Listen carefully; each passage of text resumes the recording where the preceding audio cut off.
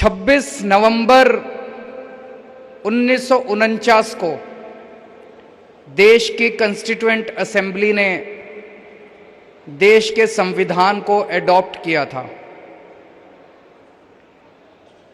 हमारे देश की कॉन्स्टिट्यूएंट असेंबली बनी थी, उसने कई महीनों तक काम करने के बाद देश का संविधान बनाया और 26 नवंबर 1949 को देश का संविधान एडॉप्ट किया गया।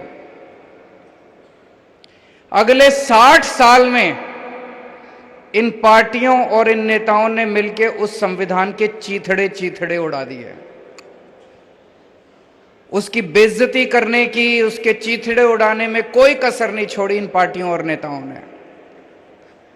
तो फिर भगवान को बीच में आना पड़ा और ठीक 63 साल बाद 26 नवंबर 2012 को आम आदमी पार्टी बनी इस देश के संविधान को बचाने के लिए।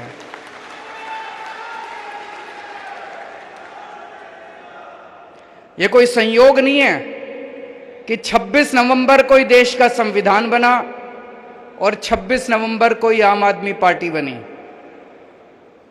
भगवान ने बहुत बड़ी जिम्मेदारी दी है आपके ऊपर, एक एक आम आदमी पार्टी के कार्यकर्ता के ऊपर।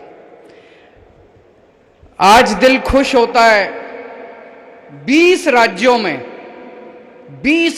में और यूनियन टेरिटरीज में 1446 जनप्रतिनिधि हैं हमारे। जैसा इन्होंने पंजाब, छत्तीसगढ़, गुजरात, उत्तर प्रदेश, मध्य प्रदेश, जम्मू कश्मीर, हरियाणा, बिहार, दिल्ली, महाराष्ट्र, उड़ीसा, चंडीगढ़, हिमाचल प्रदेश, असम, झारखंड, राजस्थान, तमिलनाडु, उत्तराखंड, कर्नाटक, गोवा, इनमें हमारे एमएलए हैं, एमपी हैं, पंचायत के अंदर हैं, मेयर हैं, डिप्टी मेयर हैं, जिला पंचायत में हैं, ऊपर से लेके नीचे तक, और 2 मुख्यमंत्री हैं।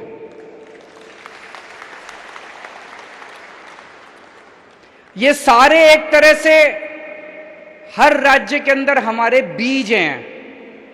हर राज्य के अंदर भगवान ने बीज बो दिए आम आदमी पार्टी के। हर राज्य के अंदर भगवान ने बीज बो दिए इस देश को विकास करने के लिए। अब ये बीज पेड़ बनेंगे। दिल्ली में पेड़ बन गया, दिल्ली में पेड़ बन गया। अब ये पेड़ लोगों को खूब फल दे रहा है, लोगों को ठंडी छांव दे रहा है। पंजाब में भी पेड़ बन गया, पंजाब में भी अब ये पेड़ आम आदमी पार्टी का लोगों को खूब ठंडी हवा दे रहा है, छांव दे रहा है, फल दे रहा है। अब गुजरात में भी पेड़ बनने वाला है। गुजरात के कई सारे बीज आए हुए हैं वहां पे। 1.5 साल पहले गुजरात के अंदर 27 बीज भगवान ने बोए थे आम आदमी पार्टी के। वो पेड़ बनने वाला है। गुजरात में आम आदमी पार्टी की सरकार बनने वाली है। इतनी तेजी से दुनिया के इतिहास में किसी पार्टी का विकास नहीं हुआ, कोई पार्टी इतनी तेजी से नहीं बढ़ी। 10 साल पुराना एक बच्चा है सामने, इतने बड़े बड़े, कोई 125 साल पुरानी पार्टी है, कोई पता नहीं कितने कितने साल, और 10 साल का छोटा सा बच्चा है। हमने सुना है ना, श्री कृष्ण जी जब बच्चे थे उनको प्यार से, सम्मान से कान्हा कहते थे, कान्हा। अपने बचपन में कान्हा ने कई बड़े बड़े राक्षसों का वध किया था। यह आम आदमी पार्टी भी छोटी सी पार्टी है, यह भी कान्हा की तरह है। अपने सामने बड़े बड़े राक्षसों के वध कर रहे हैं। बड़े बड़े राक्षस, वध का मतलब कोई मर्डर नहीं कर रहे किसी का, भ्रष्टाचार का वध कर रहे हैं, बेरोजगारी का वध कर रहे हैं, महंगाई का वध कर रहे हैं। तो जैसे भगवान श्री कृष्ण ने बचपन में, छोटी उम्र में बड़े बड़े राक्षसों का वध किया था, वैसे ही आम आदमी पार्टी भी 10 साल पुरानी पार्टी इतनी बड़ी बड़ी सामने शक्तियों के साथ लड़ रही है। इससे यह पता चलता है कि देश कितना त्रस्त हो चुका है। आम आदमी पार्टी के पास लोग क्यों आ रहे हैं? अगर ये दूसरी पार्टी वाले कुछ काम कर लेते 70-75 साल में, अगर ये दूसरी पार्टी वालों ने देश को भविष्य दे दिया होता, अगर ये दूसरी पार्टी वालों ने लोगों की जिंदगी आसान कर दी होती, हमको लोग लात मार के भगा देते, कह देते भाई हमारे को आपकी जरूरत नहीं है, आम आदमी पार्टी नहीं चाहिए, हम खुश हैं। आज खुले बाहों से पूरा देश आम आदमी पार्टी को गले लगा रहा है। क्यों? क्योंकि लोग इनसे त्रस्त हो चुके हैं। 4 बातें आम आदमी पार्टी की पूरे देश में लोगों को पसंद आ रही है, और ये 4 बातें आम आदमी पार्टी की हैं जो इनके गले नहीं उतर रही। सबसे पहली बात है आम आदमी पार्टी की ईमानदारी। हमारे लोग कट्टर ईमानदार लोग हैं। लोगों को यकीन नहीं होता यार, राजनीति भी ईमानदार हो सकती है क्या? लोगों ने पहली बार देखा है देश के अंदर 75 साल में। अच्छा, नेता ईमानदार भी होते हैं, अच्छा पार्टियां ईमानदार भी होती है, पैसे नहीं खाते। पहली बार लोग देख रहे हैं कि ईमानदार राजनीति आ रही है। इसलिए बार बार कहते हैं, पहले कीचड़ फेंकेंगे, फिर कहेंगे अपने आप को ईमानदार कहने वाला अरविंद केजरीवाल। तो ये भी कहते हैं कि केजरीवाल ईमानदार है। तो एक है ईमानदार राजनीति, इनसे संभल नहीं रही है ईमानदार राजनीति, और देश के लोगों को बड़ी पसंद आ रही है। ये कितना भी कीचड़ फेंके, लोगों को यकीन ही नहीं हो रहा। पूरे देश में सब कहते हैं यार ये तो झूठ बोल रहे हैं। दूसरी चीज है शिक्षा। शिक्षा के ऊपर जो हमने काम किया, आज तक ये नेता, इन्होंने कभी स्कूल की तरफ आंख उठा के नहीं देखी थी, और इनमें से कई नेता तो ऐसे जो बचपन में भी स्कूल नहीं गए थे। अब मुझे बड़ा अच्छा लगा, गुजरात के अंदर इनके एक देश के बहुत बड़े नेता 4 स्कूलों का उद्घाटन करने के लिए दिल्ली से गए थे। स्कूलों की बात करनी पड़ रही है इन लोगों को, इनको अच्छा नहीं लग रहा। इन्होंने कभी जिंदगी में स्कूलों की बात नहीं करी। तीसरी, और लोगों को बड़ी पसंद आ रही है। जनता क्या चाहती है यार? जनता यही तो चाहती है हमारे बच्चों को अच्छी शिक्षा मिल जाए, हमारे बच्चे बड़े होकर कुछ बन जाएं। तीसरी चीज है स्वास्थ्य सेवाएं। पूरे देश के अंदर चर्चा हो रही है आज मोहल्ला क्लिनिक की, दुनिया के अंदर चर्चा हो रही है मोहल्ला क्लिनिक की, दिल्ली के शानदार अस्पतालों की। दिल्ली में सबका इलाज मुफ्त कर दिया। ये भी इनसे, अभी इनके एक और मुख्यमंत्री हैं, पहली बार मैंने उनके मुंह से सुना, मेरे को स्कूल और अस्पताल बड़े अच्छे लगते हैं, मैं जब भी जाता हूं किसी जिले में मैं स्कूल और अस्पताल में जरूर जाता हूं। पहले तो नहीं गए कभी, अब जाना पड़ रहा है तुम लोगों को। और चौथी चीज है फ्रीबी। ये भी भारत की राजनीति में आम आदमी पार्टी ने फ्रीबी इंट्रोड्यूस किया है, फ्री की रेवड़ी। ये इनसे ना रेवड़ी खाते बन रही है, ना रेवड़ी उगलते बन रही है। कहते हैं ये 4 चीजें हैं, ईमानदार राजनीति, शिक्षा, स्वास्थ्य, फ्रीबी। कहते हैं फ्रीबी करने से सरकार घाटे में चली जाएगी, जनता को फ्री की सुविधाएं नहीं मिलनी चाहिए। गुजरात पे 3.5 लाख करोड़ रुपए का कर्जा है। गुजरात सरकार ने तो आज तक कुछ भी फ्री नहीं दिया, फिर ये कर्जा कहां से चढ़ गया जी?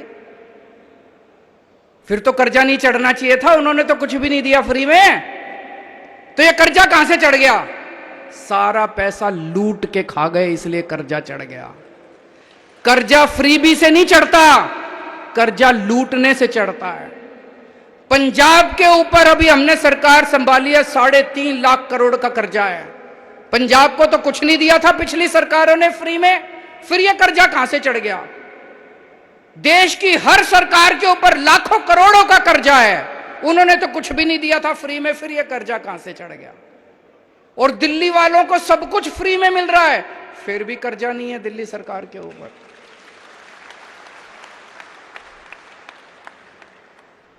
तो फ्रीबी देने से कर्जा नहीं चढ़ता, फ्रीबी देने से सरकारें घाटे में नहीं जाती। 2 किस्म की राजनीति है, एक वो जो सरकारों को लूटते हैं, देश को लूटते हैं, पैसा कमाते हैं, भ्रष्टाचार करते हैं, अपने परिवार के घर भरते हैं, 7-7 पुश्तों तक इन्होंने पैसे कमा रखे हैं, 7 पुश्तें इनकी घर बैठ के खाएंगी। और दूसरी वो राजनीति है जो फ्री में देती है सबको, जनता के भले के लिए, ईमानदार राजनीति है। कोई नेता अगर देश के अंदर खड़ा होके कहे कि मेरे को फ्री की रेवड़ी के खिलाफ हूं, समझ जाओ उस नेता की नीयत खराब है, वो नेता भ्रष्टाचारी है। कोई नेता अगर देश में देखो कि वो कह रहा है फ्री की रेवड़ी खराब है, जनता को फ्री की सुविधाएं नहीं मिलनी चाहिए, सरकार घाटे में चली जाएगी, समझ जाओ उसकी नीयत खराब है। वो अपने दोस्तों के कर्जे माफ करना चाहता है, अपने परिवार के घर भरना चाहता है, जनता को लूटना चाहता है, एमएलए खरीदना चाहता है, वो देश का बेड़ा गर्क करना चाहता है। ये एक आज टेस्ट लेके चले जाना, जो नेता कहे जनता को फ्री की सुविधाएं मिलनी चाहिए वो नेता ईमानदार, जो नेता कहे जनता को फ्री की सुविधाएं नहीं मिलनी चाहिए वो नेता बेईमान और भ्रष्टाचारी और गद्दार। और ये चारों चीजें जनता को बहुत पसंद आ रही हैं, और इसी वजह से दिल्ली में हमारी तीसरी बार सरकार बनी, पंजाब में हमारी सरकार बन गई, और अब गुजरात के अंदर हमारी सरकार बनेगी। अब ये आम आदमी पार्टी को रोकना चाहते हैं, कैसे रोकें? तो अब इन्होंने मिलके खूब प्लानिंग करी है, आम आदमी पार्टी को कुचल दो, आम आदमी पार्टी को क्रश कर दो, चारों तरफ से घेर लो इनको, आम आदमी पार्टी को क्रश कर दो। झूठे आरोप लगाए जा रहे हैं, हमारे दिल्ली के एमएलएज के ऊपर 169 केस हो चुके, अभी तक के 169 केस, 169 केसेस, एक केस में भी सजा नहीं हुई है, एक में भी। 169 में से 135 केस बाइज्जत बरी हो गए, 34 केस बचे। इससे क्या पता चलता है? ये लड़ाई भ्रष्टाचार के खिलाफ नहीं लड़ रहे, ये आम आदमी पार्टी को कुचलने की साजिश कर रहे हैं। एक केस में तो सजा हो जाती, 169 में से 20, 25, 30 केस में सजा होती, 40 केस में सजा होती, हम सोचते भाई कुछ गड़बड़ है, हमारे एमएलए भ्रष्ट हैं। 169 में से एक केस में सजा नहीं हुई, 135 में बरी हो गए, 34 पेंडिंग है, उसमें भी बरी हो जाएंगे। इसका मतलब है जो लाल किले के ऊपर खड़े होकर कहते हैं ना मैं भ्रष्टाचार के खिलाफ लड़ रहा हूं, भ्रष्टाचार के खिलाफ नहीं लड़ रहे, आम आदमी पार्टी के खिलाफ लड़ रहे हैं। ये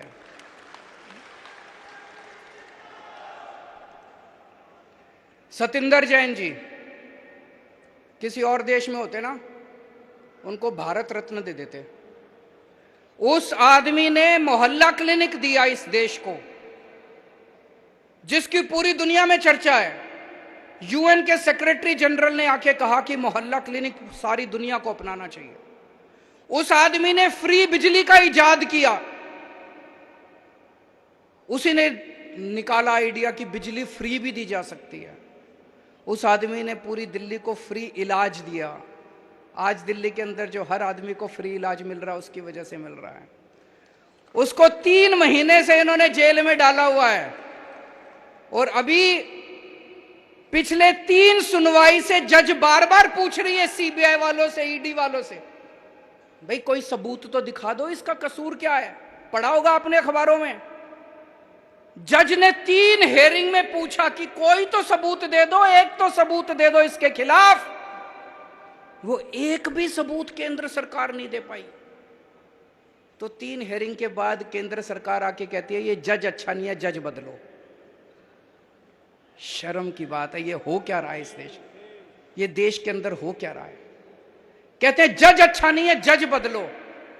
और अब इन्होंने एक और नया पैंतरा शुरू कर दिया। सतिंदर जैन के घर रेड मारी, कुछ नहीं मिला। उसी दिन इन्होंने किसी और ज्वेलर के यहां रेड मारी, उसके यहां कैश मिला।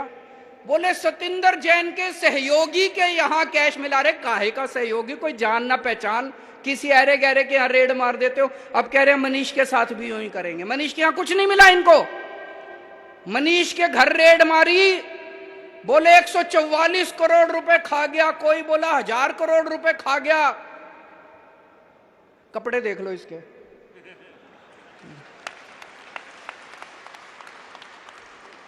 144 करोड़ रुपए वाला आदमी ऐसे कपड़े पहनता है थोड़ी तो, और 144 करोड़ रुपए 1000 करोड़ रुपए खा गया होता तो घर में कुछ इधर उधर अलमारी में 1000 2000 10,000 20,000 लाख 2 लाख तो मिलते हैं। ढेला नहीं मिला इसके घर।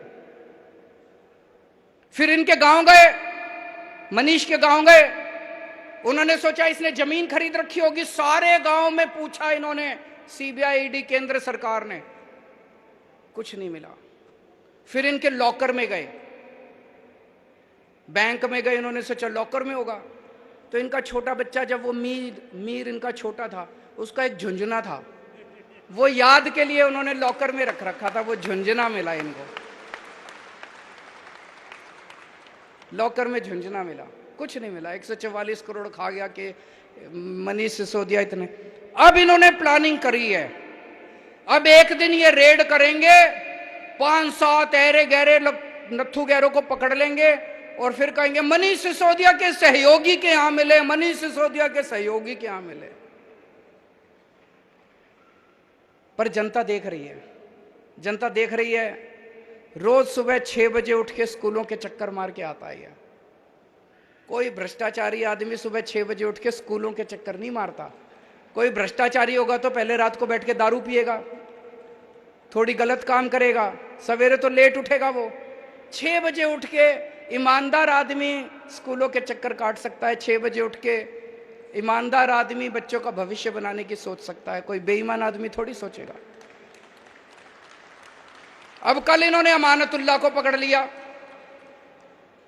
अमानतुल्लाह को भी बोले इसके से उसके घर कुछ नहीं मिला, अमानतुल्लाह के यहां उसके सहयोगी के यहां फलाना मिला, ढिमका मिला, ये मिला। उसका सहयोगी सारे टीवी चैनलों में जा जाके कह रहा है जी जो भी मिला मेरा है, और उसके यहां भी कुछ नहीं मिला से। अब उसका इन्होंने ढिंडोरा पीट दिया। तो अब मेरे को यह पता चला है इनका ऑपरेशन लोटस तो फेल हो गया। इन्होंने दिल्ली के अंदर हमारी सरकार तोड़ने की कोशिश करी। 20-20 करोड़ रुपए एक एक एमएलए को इन्होंने कोशिश करी, एक भी एमएलए नहीं टूटा। हमने सारे के सारे गिनती करा दी थी विधानसभा के अंदर, एक भी एमएलए नहीं टूटा। फिर ये पंजाब गए, पंजाब के अंदर 25-25 करोड़ एमएलए को देने की कोशिश करी। इनकी प्लानिंग थी पंजाब में भी और दिल्ली में भी 40-40 एमएलए खरीद के तोड़ लेंगे। पंजाब में भी ये नहीं तोड़ पाए। अब इन्होंने ऑपरेशन लोटस फेज 2 शुरू किया है। कल से एमएलए के पास फोन आने चालू हो गए, या तो तुम हमारे साथ आ जाओ, नहीं तो तुम्हारा भी वही हाल करेंगे जो अमानतुल्लाह का किया था। धमकियां दे रहे हैं, तुम्हारे पीछे भी ईडी छोड़ देंगे, तुम्हारे पीछे भी एसीबी छोड़ देंगे, तुम्हारे पीछे भी। अभी तक तो कोई टूटा नहीं है जी, और मेरे को लगता नहीं कोई टूटेगा। मैंने स्वतंत्रता संग्राम तो नहीं देखा था, मैंने आजादी की लड़ाई तो नहीं देखी थी, मैं स्वतंत्रता सेनानियों से तो नहीं मिला, लेकिन आज आम आदमी पार्टी का एक एक एमएलए जिस तरह से इनका सामना कर रहा है, मैं समझता हूं ये कोई हमारा एक एक एमएलए किसी स्वतंत्रता सेनानी से कम नहीं है। जिस तरह से इनके सामने मुकाबला कर रहा है, लालच का 25-25 करोड़ रुपए त्याग दिए, ईडी की धमकी का कोई फर्क नहीं पड़ रहा, सीबीआई की धमकी का कोई फर्क नहीं पड़ रहा, पैसे त्याग दिए। ये कोई छोटी बात नहीं है। आज के माहौल के अंदर कोई ये छोटी बात नहीं है। मैं सभी से ये कहना चाहता हूं, ये सबको जेल में डालेंगे। सतिंदर को डाल दिया, अमानतुल्लाह को डाल दिया, मनीष सिसोदिया को डालने की तैयारी चल रही है। इसके बाद कैलाश गहलोत का नंबर है, उसके यहां भी रेड होने वाली है। कई एमएलए जेल जाएंगे। एक चीज बस ध्यान रखना, 3 से 4 महीने जेल जाने के लिए तैयारी कर लो, फिर ये आपका कुछ नहीं बिगाड़ सकते। अपने अपने घर में बोल दो। कल पंजाब से मेरे पास 2-3 एमएलए आए थे, मैंने उनको यही बोला, मैंने कहा अगर 3 से 4 महीने जेल जाने को तैयार हो, और जेल उतनी बुरी भी नहीं है, मैं भी गया हूं, 15 दिन मैं जेल में रहा था। 3 से 4 महीने जेल जाने की तैयारी कर लो। अगर सबके अंदर ये हिम्मत आ जाए, उसके बाद ये हमारा कुछ नहीं बिगाड़ सकते, ये कुछ नहीं बिगाड़ सकते हम लोग।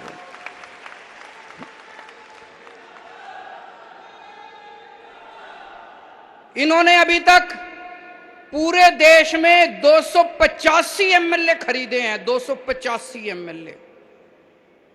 कोई कहता है 50 करोड़ दिए, कोई कहता है 40 करोड़, कोई 25 करोड़। कम से कम 7 से 8 हजार करोड़ रुपए इन्होंने एमएलए खरीदने में खर्च कर दिए। 7 से 8 हजार करोड़। कहां से आया इतना पैसा? कहते हैं भ्रष्टाचार हम कर रहे हैं। अरे भ्रष्टाचार तो तुम कर रहे हो, तुम लूट रहे हो जनता को। सारी देश को लूट लिया, लूट लूट के एमएलए खरीदते हो, खुलेआम खरीद रहे हो। और फिर भी तुम्हारी हिम्मत हो जाती है लाल किले पे खड़े होके कहने की कि मैं भ्रष्टाचार से लड़ रहा हूं। पूरे देश में एमएलए खरीदते फिर रहे हो, करोड़ों रुपए में एमएलए खरीदते फिर रहे हो, और तुम्हारी हिम्मत हो गई कहने में भ्रष्टाचार से लड़ रहा हूं। मुझे लगता है सबसे ज्यादा 75 साल में सबसे ज्यादा भ्रष्टाचार इनकी सरकार ने किया है।